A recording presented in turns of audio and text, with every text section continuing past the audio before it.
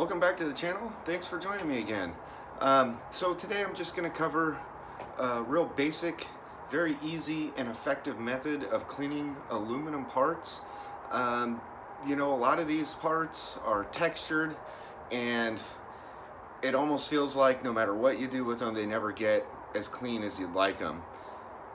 This method I did with the hubs on my dirt bike and some other parts on there, and it worked phenomenally. I mean, the hubs were totally stained with dirt and it made them look brand new.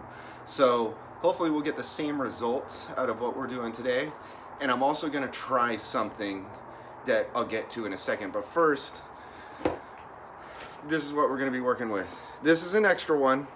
So I'm just gonna try it out. This is pretty much just to show you guys the method that I'm gonna use.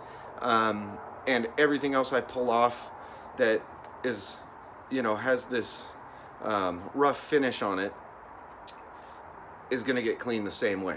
So that way, you know, it kind of kills two birds with one stone. I can show you guys how to do it, and then you won't wonder how everything got so goddamn clean. Anyway, so there's this, and then I am also going to show you how to go from this to this. It's very easy.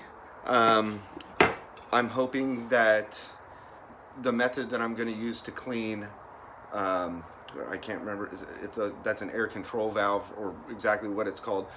The method I'm going to use to clean that, I'm hoping will kind of clean this up. Maybe if I'm even a little lucky, it'll take this paint off of here.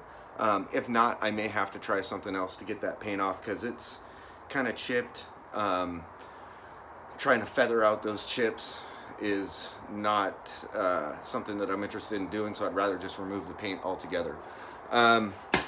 So you need, well, three things.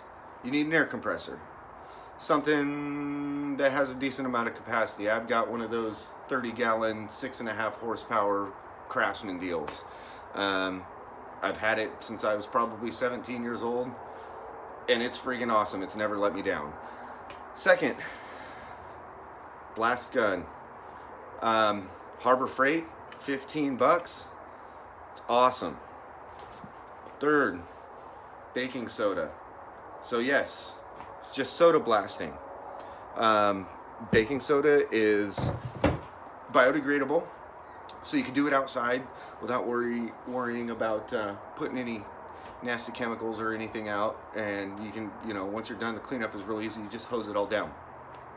So I'm gonna go ahead and get this air compressor fired up and get everything set up where it needs to be, and we'll catch you when we're there. Okay guys, here we are. So filled this thing up. Spilled a little baking soda, that's okay. And air compressor's ready to go. So really, all we need to do, oh, you can't see that. Let me get that camera angled down a little bit. Oh. Take two, huh? So, basically, just hook this thing up. And we're ready to go.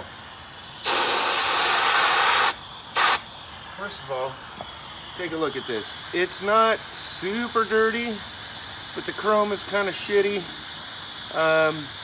This should clean it all up.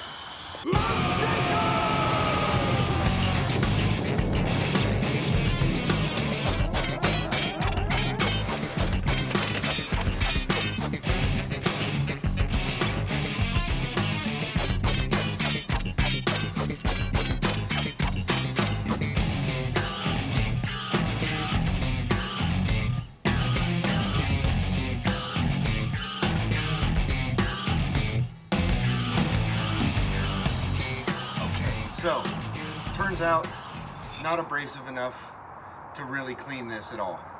Not abrasive enough to take off much of the paint. It hit a little bit of it, but it was honestly going to take too long.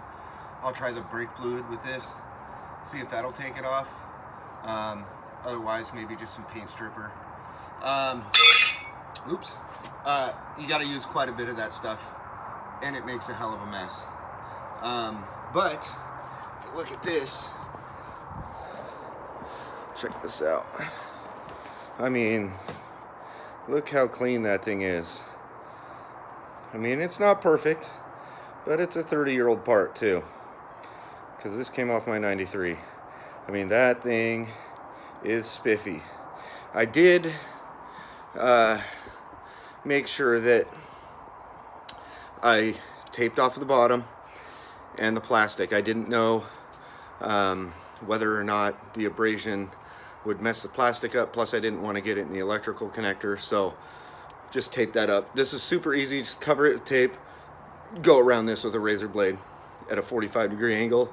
It'll cut it perfectly. But I mean, looks good. So I will get to trying to strip the paint off the rest of that cover plate, and we'll catch up with you when that's all done.